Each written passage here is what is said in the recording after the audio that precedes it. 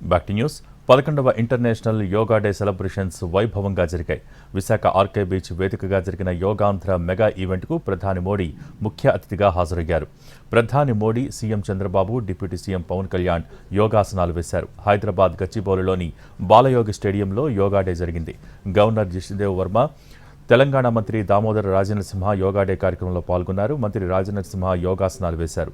విజయవాడలో జరిగిన యోగాంధ్రకు విశేష స్పందన కనిపించింది. వేలాది మంది యోగాసనాలు వేశారు.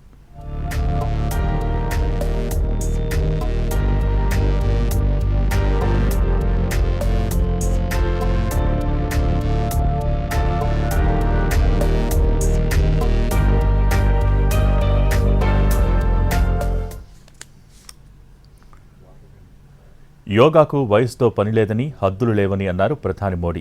యోగా అనేది మానవతను పెంచే సామూహిక ప్రక్రియ అని అభివర్ణించారు. గత 10 ఏళ్లలో కోట్ల మంది జీవితాల్లో యోగా వెలుగులు నింపిందన్నారు. యోగాంధ్ర ట్రెండ్ సెట్టర్గా నిలిచిందన్నారు సీఎం చంద్రబాబు. 11వ అంతర్జాతీయ యోగా దినోత్సవాన్ని విశాఖ సాగర్ తీరాన జరుపుకోవటం ఆనందంగా ఉందన్నారు. యోగాని ప్రపంచవ్యాప్తంగా ఆచరించేలా చేసిన దార్శనికులు మోడీయేనని ప్రశంసించారు డిప్యూటీ సీఎం పవన్ కళ్యాణ్. योग शास्त्र पढ़ते हैं, वैज्ञानिक अंतरिक्ष में योग करते हैं,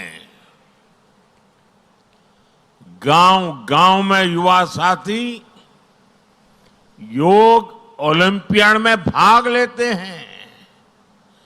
यहां सामने देखिए, ये नेवी के सभी जहाजों में भी अभी बहुत शानदार योगा कार्यक्रम चल रहा है.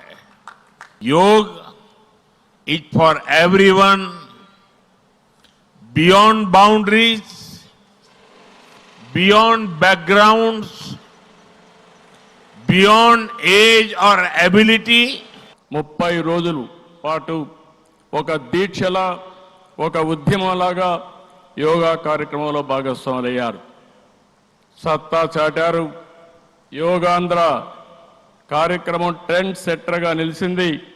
నరేంద్ర మోడీ గారు ప్రారంభించిన ఈ ఉద్యమాన్ని మనం అందరం ఆచరించి జీవన విధానంగా మార్చుకొని అందరిలో చైతన్యం తీసుకొస్తూ తెలుగు జాతి ప్రపంచానికి ఆదర్శంగా నిలవాలని మనస్ఫూర్తిగా పిలిపిస్తున్నా. మన యోగా విశిష్టతను, గొప్పదనాన్ని ఋగ్వేదంలో ఉన్న మహానుభావులు తెలియజేస్తే దానిని ప్రపంచవ్యాపితం చేసిన దార్శనికులు మాత్రం గౌరవ ప్రధానమంత్రి శ్రీ నరేంద్ర మోదీ గారు.